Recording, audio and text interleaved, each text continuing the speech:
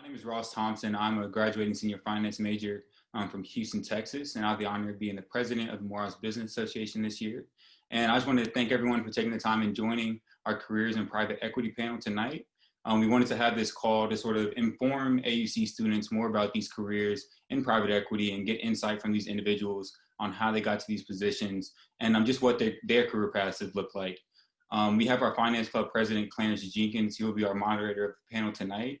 And right now, can we just get each of the panelists to sort of give a background of who you are, what company you work at, and yeah, that'd be great.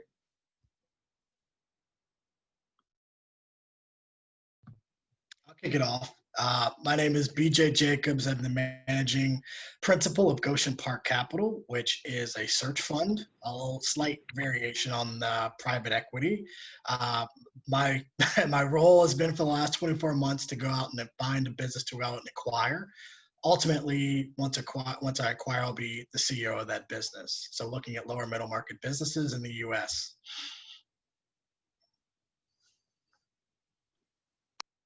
Great. Vince, would you like to go?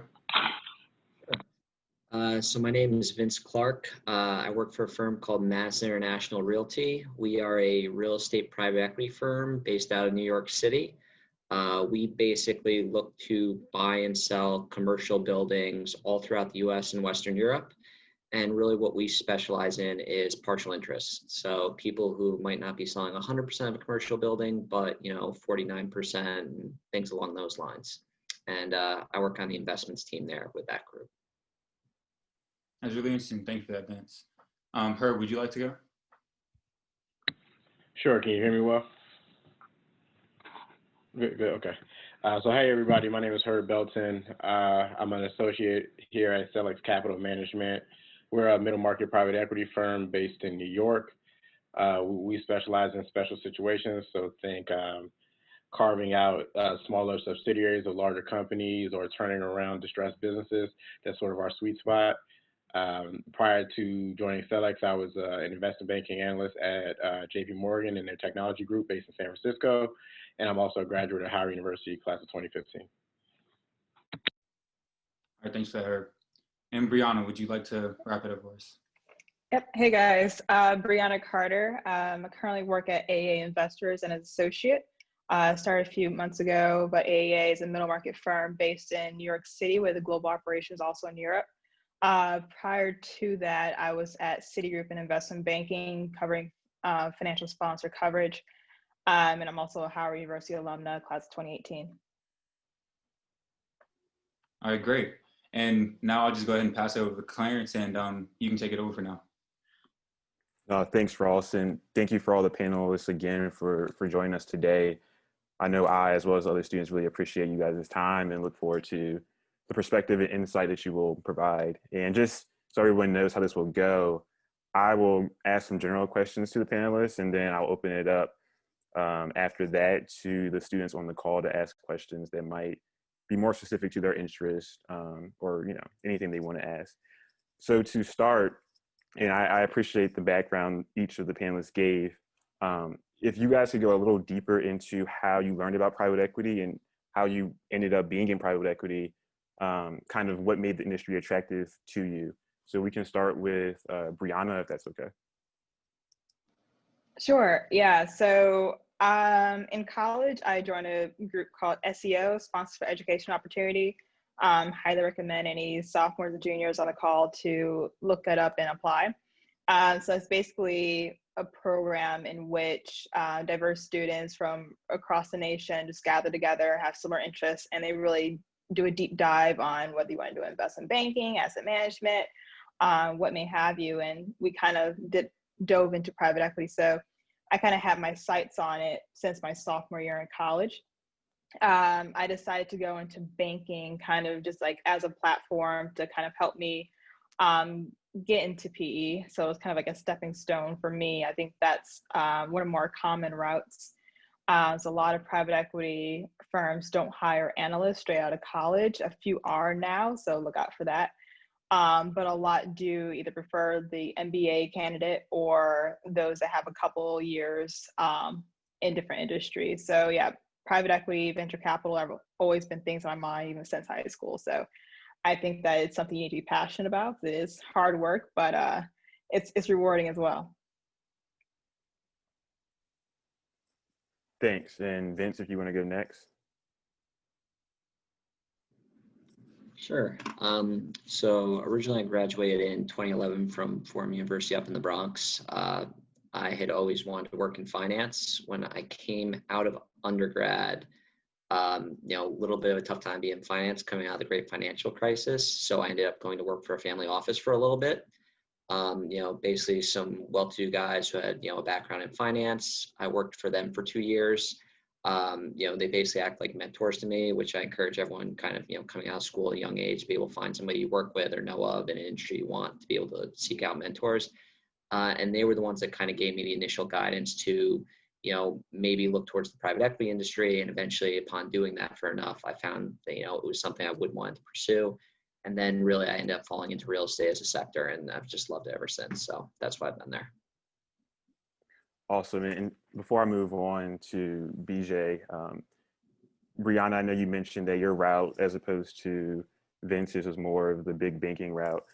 Mhm. Would you suggest that for a college student? I mean, I know a lot of Morehouse students do go that route, but like you said, now there are more PE firms recruiting at Morehouse, and there are students that have internships they are going right out of college. What is your perspective on that? Yeah, so like I said, there are a few firms that do hire like as an analyst program straight out of college. I would say if you want to be in private equity, to definitely gun for those opportunities. But again, maybe 0.2% of applicants will even get a call back for a final round interview. That's how slim chances of getting hired straight out of college are. So I think the more realistic route, of course, is to like have a backup plan and say, I want to go into banking, I want to go into consulting. Those are the top two kind of stepping stones. Usually banking and consulting have a 2-year in and out program. So it's understood you're going to leave after 2 years and go on to your forever career or what may have you. So personally, I thought going to a bulge bracket, it would give me great connections, great reps under my belt, and it did exactly that. So I think that bulge bracket is definitely the way to go if you want to get into a top name PE firm. Great. Thank you for that. And then Vince, for you, going to a family office, more of a smaller route, how did that help you in your field now in private equity? So I'd say on the help side, being in a small family office, you kind of got to see everything that was going on with an investment management firm start to finish. It was a relatively small group of 10 people. On the hurt side, I'm going to echo Brianna's sentiment that, on the hurt side, a lot of people that tend to go into private equity come through banks and basically the consulting firms. They're a great training ground just to kind of make that next step to PE. I think from my standpoint, not having that branding and being able to show that skill set probably made it a little more difficult for myself. So I'd say that's probably one of the more difficult things about kind of going that less well-trodden route. No, thank you. Thank you for that. And now, BJ, the same question to you, kind of, how did you get into private equity and kind of what made it attractive to you? Sure, and I'll clarify that, I think the responses that folks are going to hear tonight are very much catered towards the investment team side of it, whereas my experience is a little bit more towards the operating side of things. So I caveat all my responses accordingly. I graduated from Yale back in 2004 with a degree in economics. Knew, I think, back then that I wanted to be in private equity, didn't understand necessarily what that looked like, although I knew I didn't want to go to a bulge bracket bank or didn't want to do consulting, which what a lot of my friends were doing, but knew I had sort of an entrepreneurial mindset, at least, if not a skill set, and decided coming out of school that I wanted to start a business with a close friend of mine, and we did that. It was actually a blend of a startup, but more of having the background and structure the law enterprise to give us. We started a financial services practice under the Raymond James brand here in Washington, D.C., which is where I'm located now. Did that for about 3 years, collected a good, a reasonable set of assets under management, and decided after 3 years that there was a lot of selling, which I think is a great skill set to have for any young professional. But we didn't necessarily have have a specific industry experience outside of financial services. And I wanted to learn something. And I think that's something that's critical for any future operator or entrepreneurs, to get a skill set around a particular industry that you could be an expert in. Decided to move along after that experience, ended up landing at a large law firm in the middle of the Great Recession, when Fortune 500 clients were pushing back on their corporate partners to have better transparency in what they're being charged effectively. So I jumped into a 1,000-person organization, which isn't really that large, but is pretty large in the legal services arena. And it was sort of an entrepreneur, if you will, developing a team that was able to speak in the same language as their customers, basically talking about things like profitability, trying to talk to the firm about revenue strategy, explaining to partners what efficiency really means and how they manage their teams, and really gained a general management skill set in that experience. I spent about 10 years in the legal services space, building teams and managing non-attorney teams and operating those large businesses. I did an MBA in the middle at the University of Michigan Ross School of Business. And at which point in time I said, I'd really like to take a shot at direct investing beyond that. But knowing that I had an entrepreneurial sort of mindset, I really wanted to understand how I could better align really my interests and skills with the sophistication of private equity, and sought out a group of investment partners who would back me as an entrepreneur with a generalist skill set, who could go out and acquire and grow a business, as opposed to a startup, which to me seemed a bit more risky, too risky from my risk profile, put it that way. And so that's sort of the genesis toward, wanting to have an entrepreneurial sort of career set, having a more general management operating background and skill set, and then wanting to deploy that in the private equity arena. And that's the perfect blend of the entrepreneurship through acquisition model. Happy to talk to folks about that afterwards as well. No, that is absolutely great. Thank you for that. And then lastly, Herb, kind of what got you into the private equity industry? Yeah, so I think, just being interested in finance, I think everybody hears the word private equity, but you don't really know what it means. So coming out of college, it was something that always interested me. And I was like, oh, they make a lot of money. That would be cool. I can do that. Sure.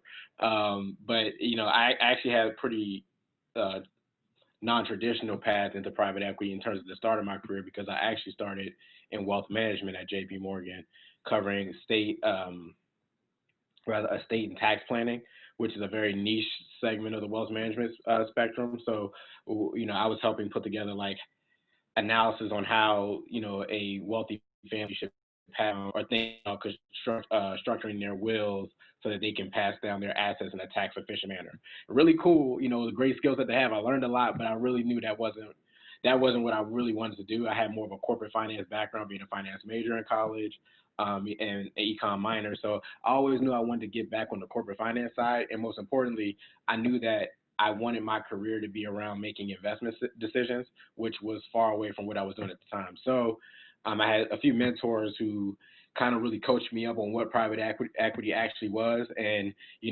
after I found out what it was, I loved it. I'm like, yeah, can I go do that now? And they're like, no, not from your background. And you kind of asked this earlier, Clarence, and, the one thing that you get from having experience in IB that you can't get from other finance jobs is the deal experience, right? Like knowing how to execute a deal, knowing how to go in and do an M&A process from start to finish, knowing how to do a debt process from start to finish are like two of the key things you need to do in this job. It's your bread and butter. So knowing how, and then the operating skills that you gain from, experience on the job. But for the most part, they want you to come in being able to have like the foundation of being able to run a deal by yourself. So, I knew that the other areas of finance, like equity research, would interest me, or even other areas of wealth management just wouldn't get me there. And I needed to get that deal experience, which led me over to the investment banking side. And I chose to cover technology companies because they just interested me. I thought they were cool.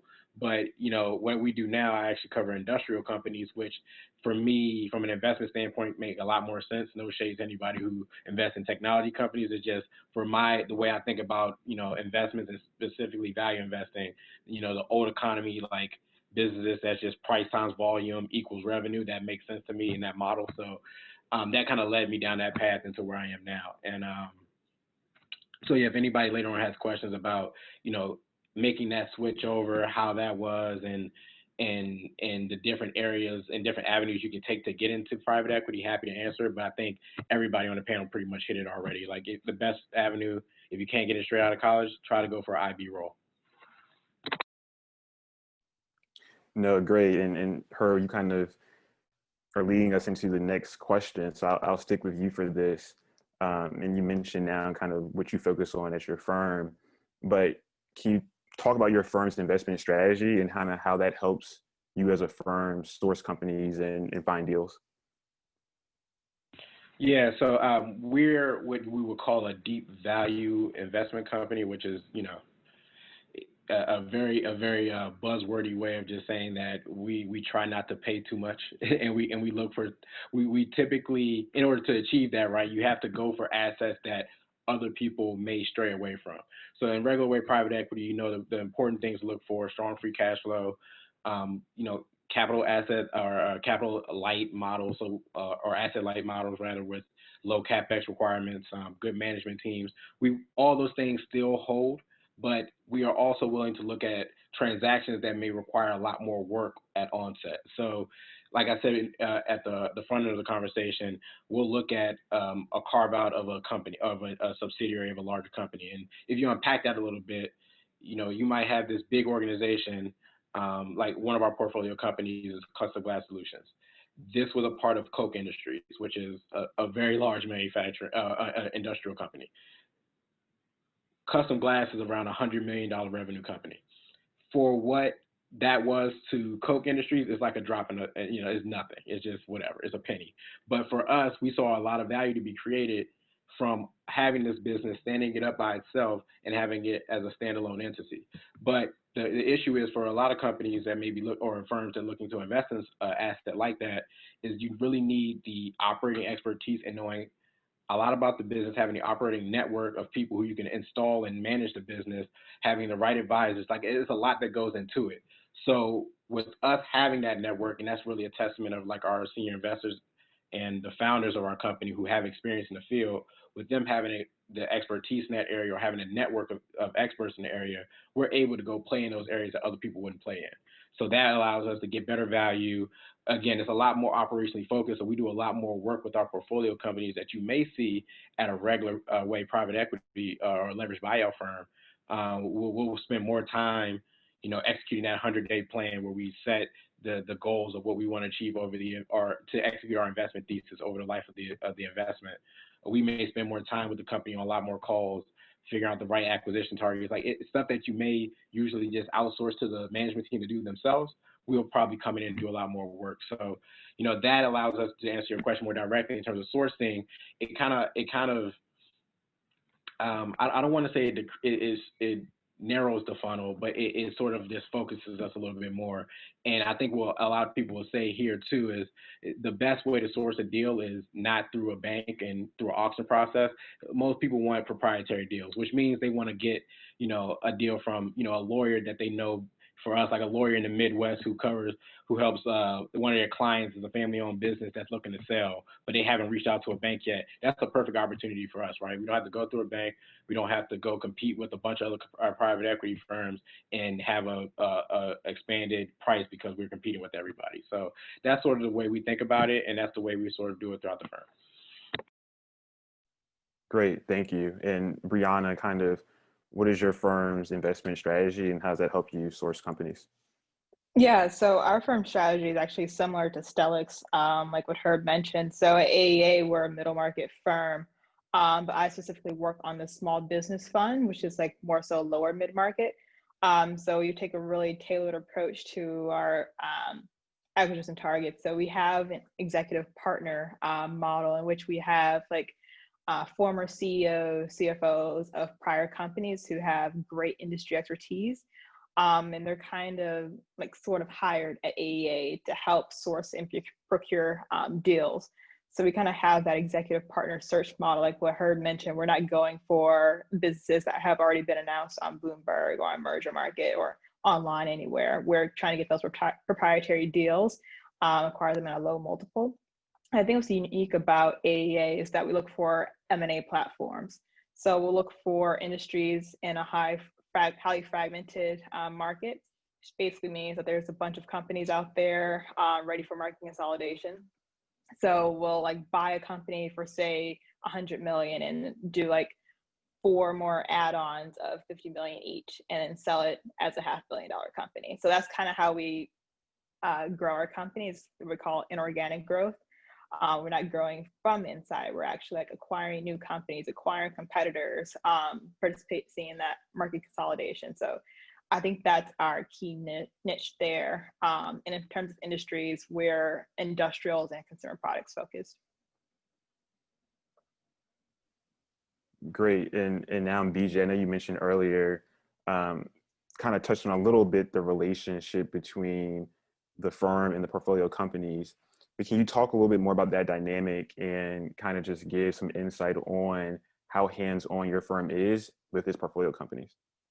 Sure. So the goal of Goshen Park itself is not to build a portfolio. We're looking to acquire one business.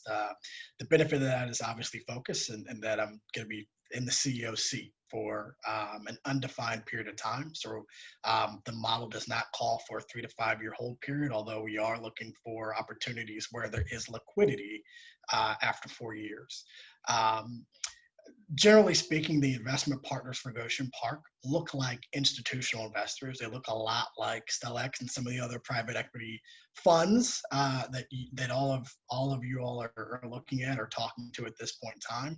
But my investment partners only do deals through entrepreneurs through acquisition, like myself, meaning they don't do their own deals. They're looking for either majority or buyout acquisitions, and they basically sit on the board, right? So as part of my role, it's to go out and find the right business and then create the right investment partner team who's going to help me, one, operate the business, bring some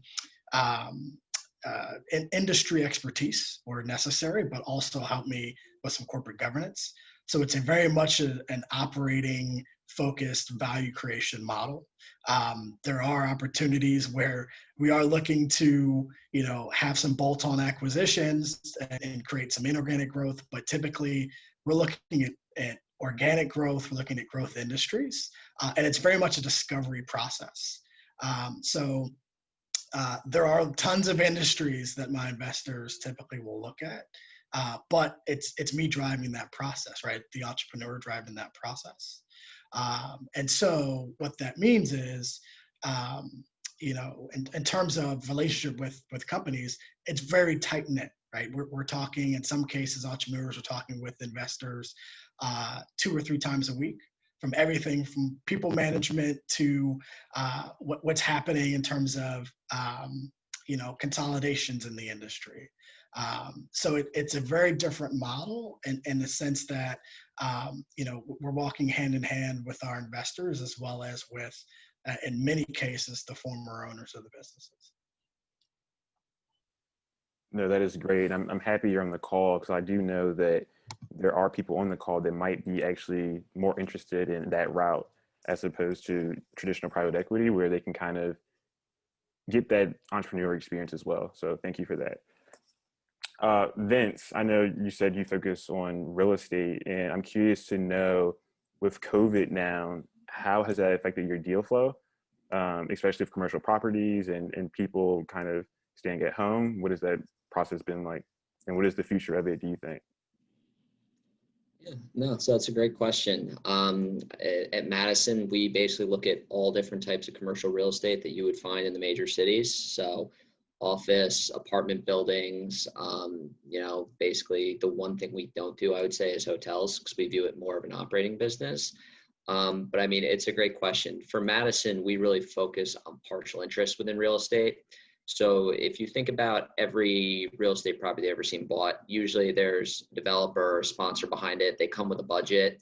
Oftentimes the budgets don't pan out, you know, an office tenant might go out. At Madison, we try to provide additional equity capital to recapitalize deals. And that's basically how we try to generate our returns. I think this is actually a perfect environment to kind of showcase Madison's strategy. You know, a lot of people did not come thinking 2020 was going to look like this.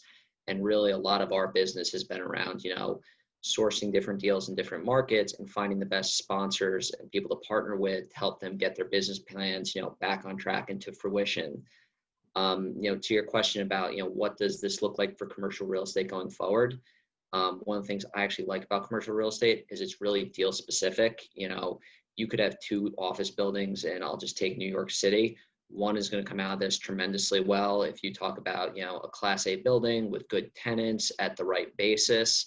If you talk about a mid-block building that's maybe Class B, C, doesn't quite have, you know, built to the modern era standards technology-wise, you know, this is going to be a real headwind for it. So it's, to me, one of the things I find fun about this industry is you really have to dig in very deeply to understand, you know, a business plan, how somebody's going to generate cash flow from a building. And then being a partial interest guy, we partner with people to help them kind of see it through. But I do think certain sectors of real estate are really going to be affected via COVID for a much longer time than others, particularly, you know, retail, hospitality until we get a vaccine, and I would say office in certain markets where there's just been oversupply of building. Vince, when is my rent coming down? No, thanks for that. I appreciate the insight. You know, I think this is a question that a lot of students probably want to know the answer to, that sometimes you don't feel comfortable asking. But, you know, so you raise a fund, and ultimately, how do the general partners of that fund make money? So what is that? Do they charge a fee? Do they actually participate in the upscale of the fund? Can any one of the panelists just describe how that works?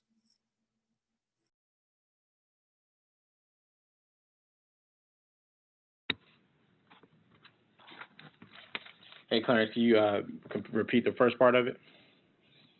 Yeah, sure. So how you raise a fund, Mhm. and then the general partners of that fund, Mhm. how do they make money? How do they make money? What makes private equity so lucrative for them?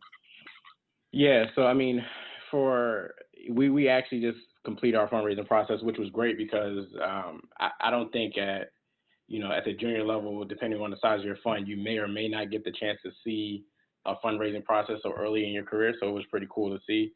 But effectively the way it works there, you set a target for how much you want to raise, right? So let's just say it's $1 billion. A percentage of that has to be co-invested by the general partners, and it's a smaller percentage relative to the entire fund. So it might be, I don't know, out of the $1 billion, you might only need like 25 million from the general partners, which is a low number relative to the rest of the fund. The rest of the fund would be backstopped by which you raise from your limited partners. So that would be pension funds, endowments, any long dated investment vehicle will probably look at private equity, because given our investment horizon is a lot longer, they can afford to have the lockup period of not touching that money for 5 to 7 years. So we really do a lot there. Family offices have been emerging as a popular place as well to source capital, but they typically call it the 2 and 20 structure. At our fund, I think we do a little different. I don't know. I think that hard rule of doing 2 and 20, as they call it, is maybe changing, and I think it depends on just the fund and size and who's looking to raise capital. But when they talk about 2 and 20, what they're saying is there's a 2% management fee that is paid to the fund on an annual basis, and that's used for, call it, just paying people like me or paying for the office space. It's just for funding the daily operations of the business. And then there's a 20% incentive fee that is tacked on after you reach a certain return threshold for the fund. So if you're guaranteed a return to your investors is doubling their money, once you cross that 2x threshold, every incremental dollar over that, you receive a 20% incentive fee that flows back to the general partners. So that's one way the general partners get or two ways in which the fund and then through that the general partners are receiving compensation. Then the other part is because they're also co-invested. Again, it's a smaller amount, but because they're co-invested in the fund, they basically are earning returns with the fund. So if the fund returns 5 times, that also is their money. That's also being, going to 5 times. 5 times is a great exit, so don't think that's the rule. More so like 2 to 3 is what we target.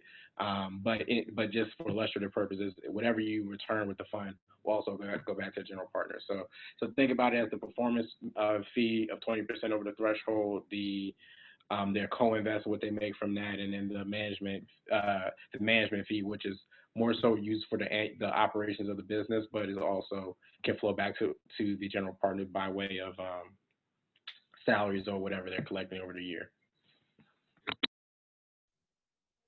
No, thank you for that. I think that was very well broken down. So thank you for your clarity. And just the last question before I turn it over to some of the students for their questions is, for each of you, if you had one piece of advice, you're a college student, you could go back, you're interested in the industry, what would you do as a college student to better prepare you to enter the industry?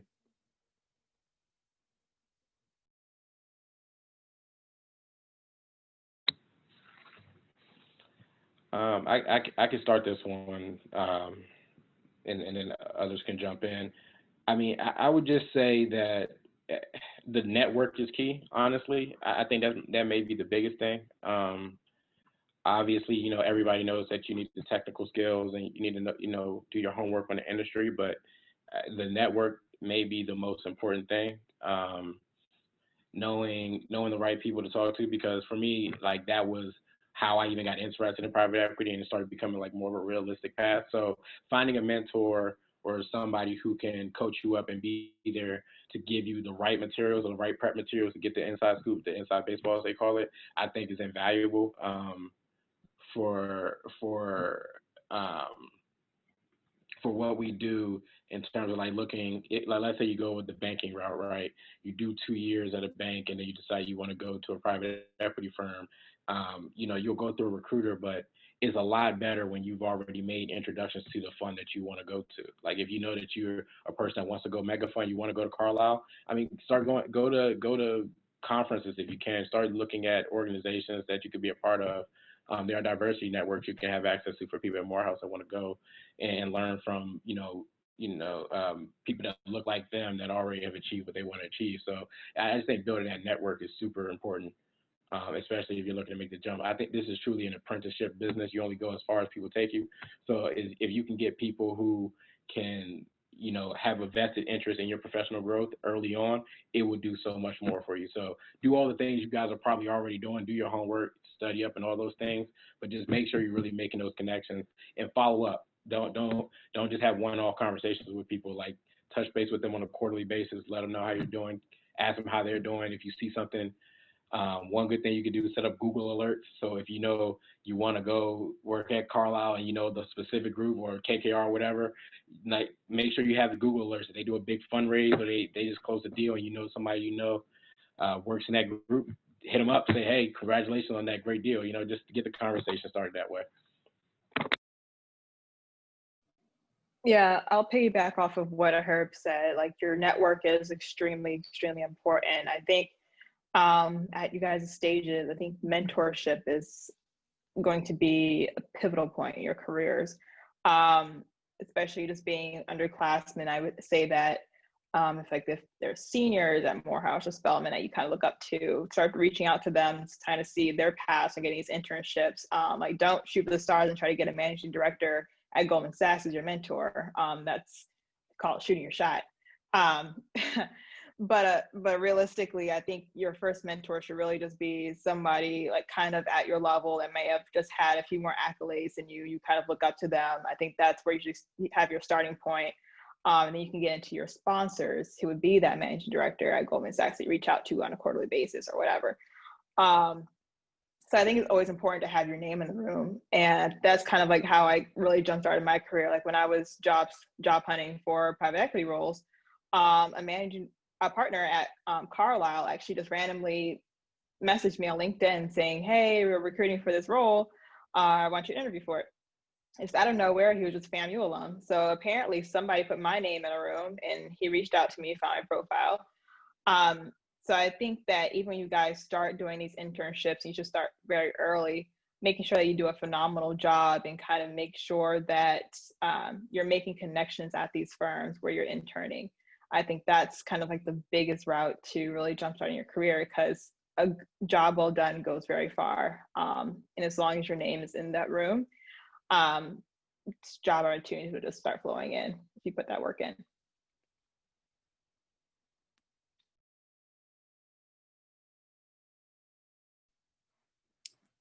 No, thank you for that. And any of the other panelists, if you have anything to share, please do before we move on. I'm just going to echo the exact same sentiment. I mean, private equity by its very nature, it's a network. I mean, you guys, especially in undergrad, should not feel shy about reaching out to people you can find, make connection with, even just to learn from. I find a lot of people love to kind of look back and, kind of give advice to those younger than them, looking to kind of, trot the path they've themselves trotted. So my personal recommendation is, again, just don't be shy about reaching out, networking, and then just know the space really well that you want to be in. I mean, from a standpoint of just, it's as easy as, Herb said, just saying Google or reading the news, because then, when one of those connections does hit and you get a phone conversation or a meeting, there's a different fluidity to the actual conversation you can have when you know just a few detailed points about the space you want to be in. And trust me, those conversations resonate with people, especially in the space. I'll add briefly that as students, which there's a unique advantage you have as a student to go out and talk to experts in an industry to learn about it that you just don't have once you get out into the professional world, because typically that type of expertise is paid for. I know I paid for it. So to echo some of those sentiments, yes, you do want to be reaching out. No, you should not be reaching out to managing directors at firms to ask questions about what they do.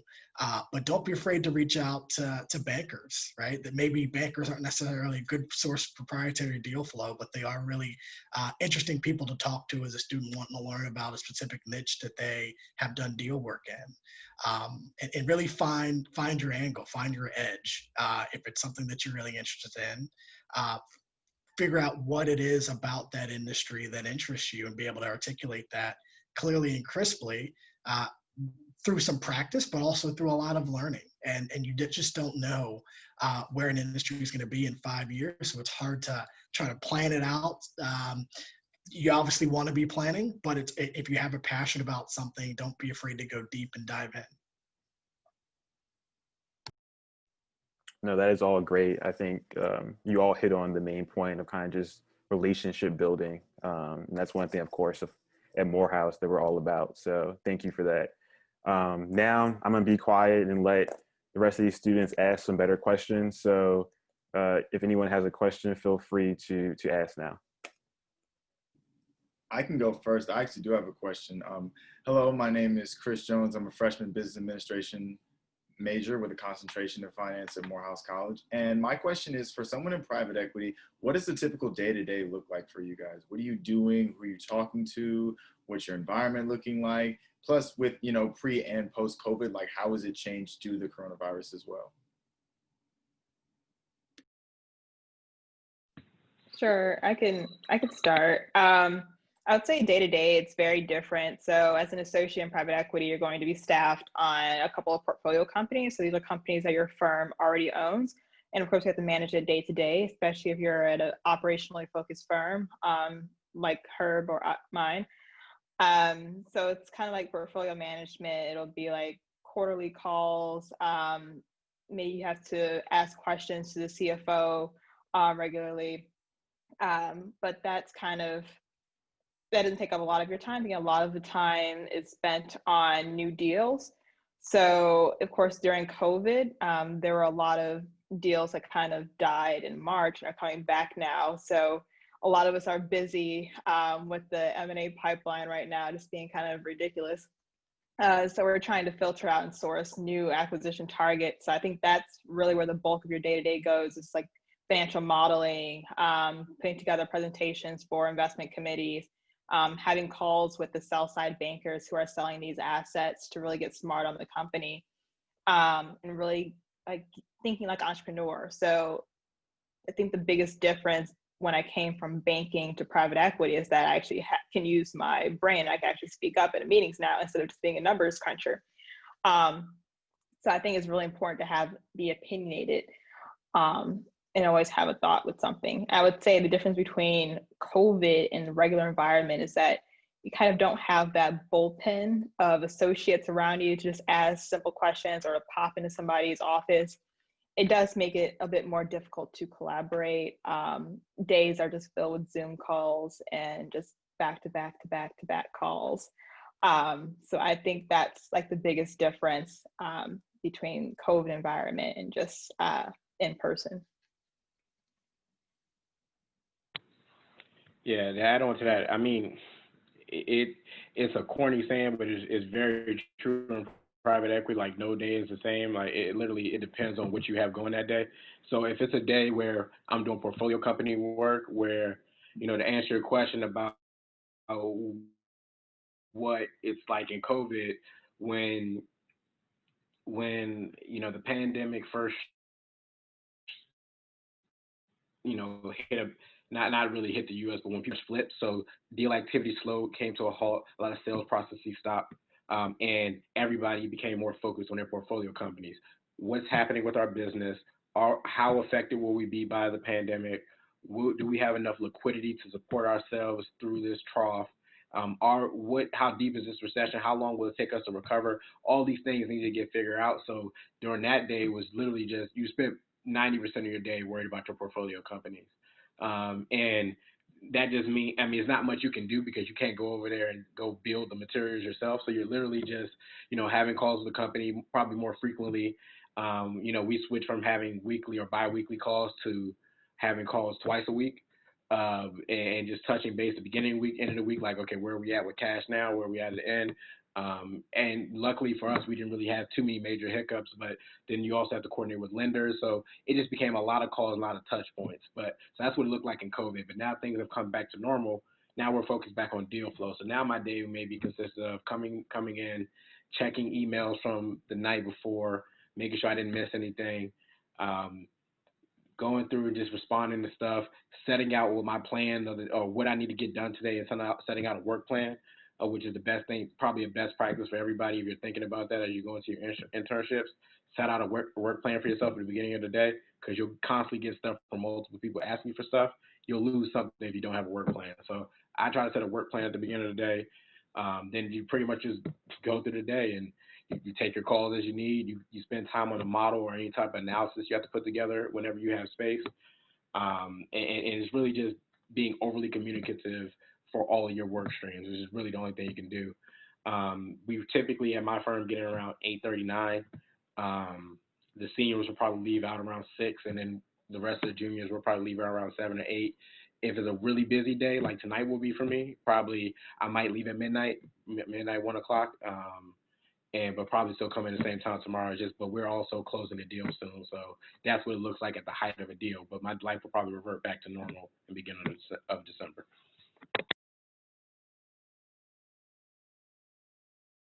Thank you. Those are fantastic answers.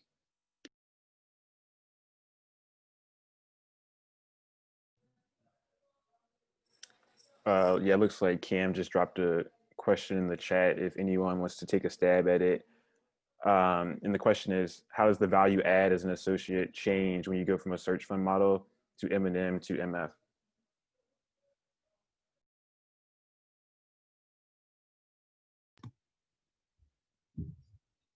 So maybe we can take a joint effort to answer that. Cam, could you clarify a little bit in terms of the associate? And maybe I'll add that the search fund model typically calls for either a solo entrepreneur or a partnered search. So those two individuals in the partnered search or a solo searcher would step in as the only.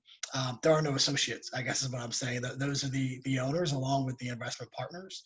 And then there are interns that will assist the search or assist the operating team once they're in the business. Maybe some of the others can talk to the value add as an associate at the traditional funds. Yeah, I can take that because it's a weird thing because when you're in investment banking as an analyst, you're the most junior person, and then if you know matriculate to the bank after 2 years, you become an associate, and now you're more of a supervisory role. But then when you make the switch over to private equity as an associate, you're still the most junior person. So so your value add is still doing a lot of the analysis and all the things you were doing before, but now you have to be more knowledgeable about the day-to-day things. So before, as an analyst in IB, I could probably get away with not knowing what's going on in a call, and I could still work and probably still be cranking through a model and just taking notes. Whereas now I'm being asked questions directly, like what is going on here, or where are we at with this due diligence stream. So it's like I have to take time in my day to read a lot more than I did before. And that's really your value add now. Your value add is to be the person, you're the glue person. You should have knowledge of everything that's going on. You should know where every work stream lies because either you're doing it or you're helping somebody else do it. So you should know where every work stream is. And I don't know if there's really a difference in the value add from middle market to mega fund. I haven't had mega fund experience, but from what I've been told from friends at the mega fund, I think there's still a lot more of the number crunching being more of a processor aspect. But at my fund, being a smaller fund, I kind of have to play upwards a little bit more and punch above my weight. So I can't just be focused as just a junior person. I have to again have more of a VP mindset. I have to be the person that's in place of the principal when they're not there. Sometimes I'm on a diligence call and I'm on a deal team of 3 and I'm the only person on the call from my deal team. So I have to be the person that takes notes, knows what's going on, and can relay the information so that the transaction doesn't, we don't lose anything, right? So, I mean, that's the way to think of your value add. Just be the person that is all encompassing. You should know everything. And that's just kind of have to be your approach when you're attacking the job if you want to be good at it.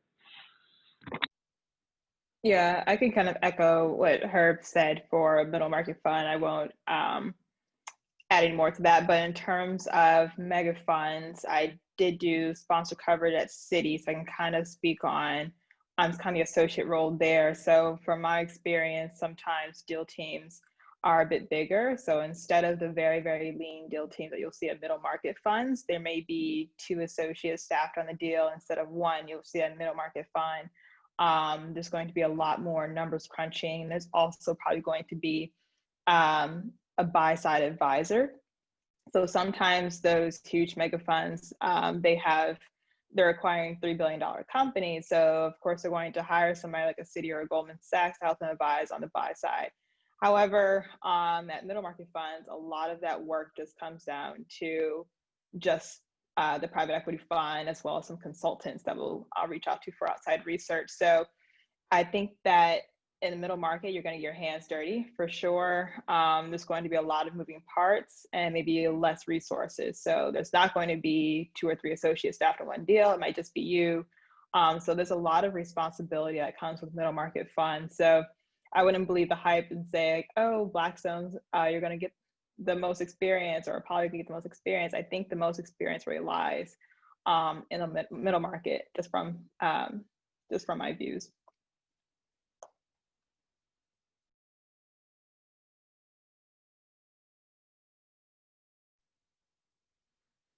Great. Any other questions from the students? Yeah, I just have one. My name's Eric Gallardo. I'm a sophomore economics major here at Morehouse. So clearly we're living in unprecedented times now. So in terms of like the election and so just kind of want to know how you guys are dealing with, well, the PE fund is dealing with like a prospect of rising corporate tax gains, and how are you guys dealing with that on the fund aspect and also the operations in terms of your portfolio companies? Thank you. Yeah, I mean, on our side, I mean, it's not something that's really being baked in. I think, for a lot of our companies that we look at, because we're in special situations, we're looking at turnarounds and companies that may literally be unprofitable by the time that we buy them.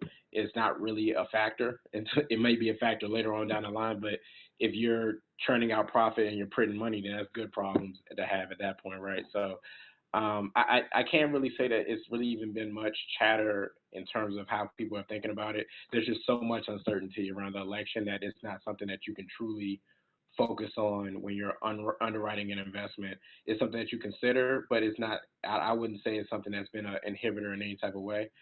I think, you know, obviously, the math is simple. The taxes go up, your, cash flow goes down. So it will affect the way that we can pay down debt and do different things with our investments. But I really can't say that people have talked about, I can't say we've done anything actively to position our companies in any type of way. It's, and that may be also just a function of us being smaller, looking at smaller companies. I mean, we target companies with around 100 million in revenue and up.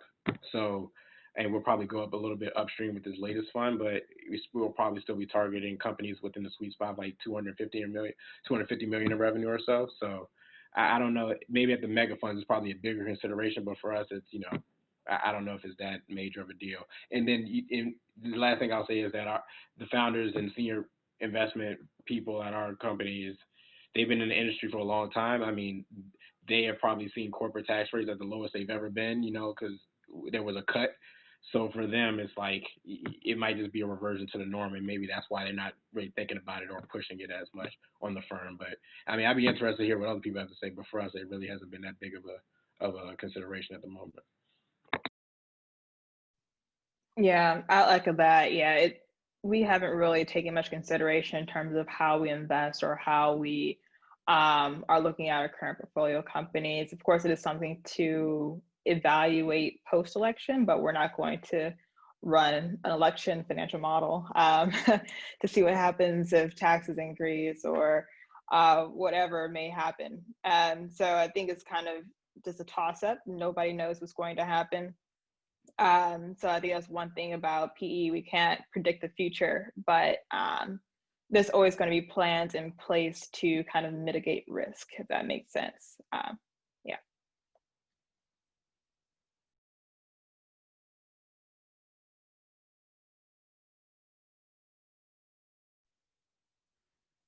Awesome. Any other questions?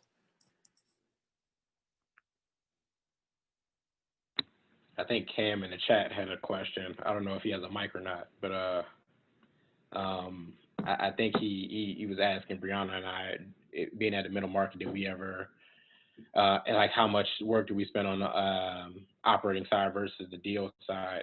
And I mean, again, at my fund, and I think Brianna's fund is similar, it's operationally focused, so we're going to do more work with the portfolio companies than the typical firm would, but it's still like the majority of work should be deal work. I mean, at the end of the day, placing money is what you do. So like the investing part is probably going to be the large portion of your work. And if you install the right management team, then hopefully you're operating, the time you're spending on operations should be not as much, right? I think a lot of the work really comes when you first buy the investment or when you first invest, and then, as things come up, like again, when COVID came up, we had to do a lot of work with the lenders. So that was a lot of work on our end. When we're looking at if we have a business that has a really good platform for acquiring and rolling up other businesses, then you'll spend a lot of time, but there's still an investment workload. So it's really just looking at different add-on or tuck-in acquisition that you can do for that business. So, I mean, again, most of it would be deal work, but you do get a lot of operational experience. You do get to hear a lot about how we're thinking about strategically, like what we should be doing with the business. What new end markets do we want to hit, or what cost do we want to cut and why, or what is the right level, and what is trimming too much fat, and when do you start getting to the bone, right? So you do learn a lot about operating a business, which is a really cool thing.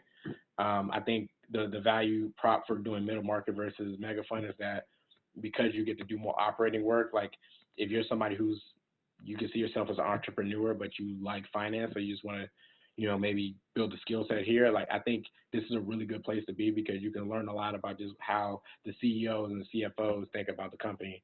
You literally work directly with the CEO and CFO. Like, I email the CFO of the portfolio company I cover all the time, just asking him for stuff. So, or we talk about things. So it's a really cool seat to sit in. But again, most of the work will still be deal work for the most part.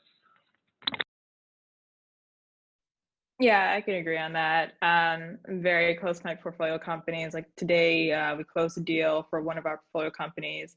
I was literally texting the CFO because he made a major F up. So we also like, it doesn't matter what age you are. It's like, as long as you're like in the private equity seat, kind of everyone at your portfolio company kind of reports to you. So I can like talk directly to the CFO, to the CEO, just have casual conversation. So it's kind of taking on that ownership to make sure everything is running fluidly. And that's extremely important. And just a caveat that middle market funds, yes, you are going to be more operationally focused.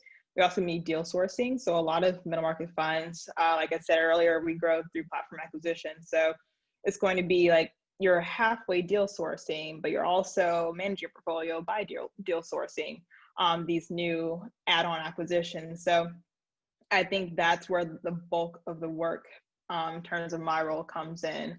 And we also just raised a new fund. So of course, we're looking for more acquisitions just for the fund in general. So I would say, yeah, it's very heavy on just portfolio management. It's wearing many hats, I would say.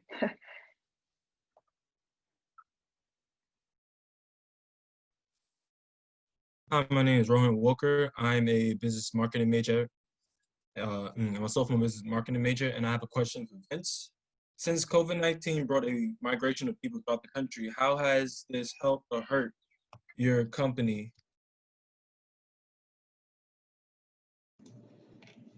So you're talking about migration patterns from COVID. So this is actually a great question. This is one, the real estate industry as a collective has been kind of kicking around to find how much this stuff is actually cyclical and how much of it's secular. I think there were already a lot of, trends forming in place, such as people moving from a few of the coastal cities to kind of places kind of like the Sunbelt region, Charlotte, Nashville, Atlanta. This kind of only accelerated it.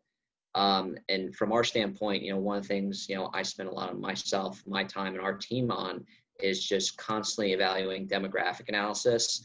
And a lot of that is, the formation of where jobs are taking place, formation where people are forming families and where people are actually going. COVID's really kind of shined a light on stuff that people are already kind of asking the question of, such as are places like San Francisco, New York City, they've run so far relative to, other 18-hour cities, how much more can they actually keep going? And I think, post-COVID, we've kind of found out the answer. These are actually some of the hardest hit markets and kind of they're having reversion to the mean. Whereas you take a place like Dallas or Austin or even Miami, and believe it or not, they're actually doing pretty well in this environment, relative to. So we spend a lot of time having to kind of, evaluate those movements of people and how it affects the real estate long term. Because I mean, we look at everything with in our fund, a 3 to 5 year hold. We have some separately managed accounts that are 10+ year money, but the majority of the stuff we look at needs to have a little bit of a catalyst, and we kind of have to take 5+ year vision on what the current quarter looks like. So when we buy something, we're looking at all the numbers today, but we got to make an opinion on what we think the next 5+ years, 5, 6, 7 looks like within the fund. So if you want my personal opinion, we still are looking at the gateway cities and view them as kind of, we'll call value plays that will revert to the mean. People with longer term capital than us, you have some sovereign wealth funds with, perpetual money, they don't really have to plan an exit. Believe it or not, they're actually looking more at the Sunbelt regions, places they want to own 10+ years from now. Thank you.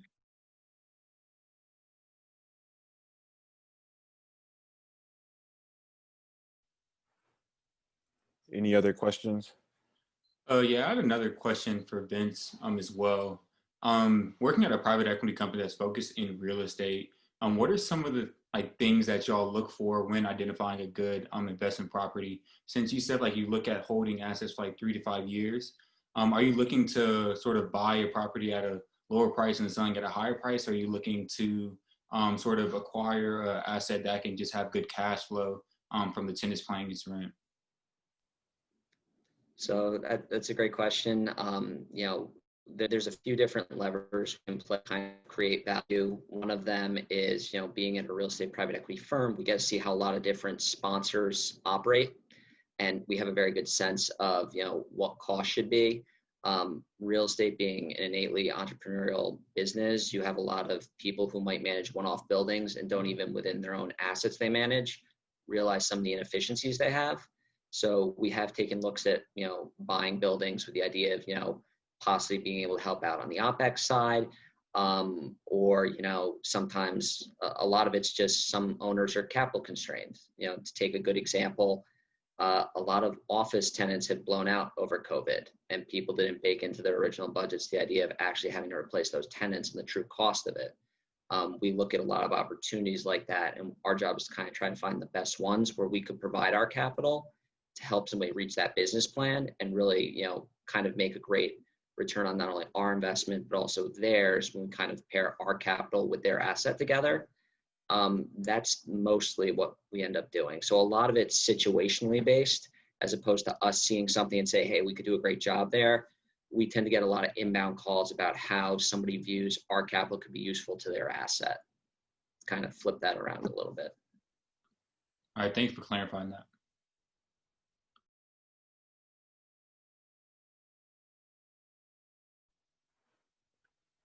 Any final questions?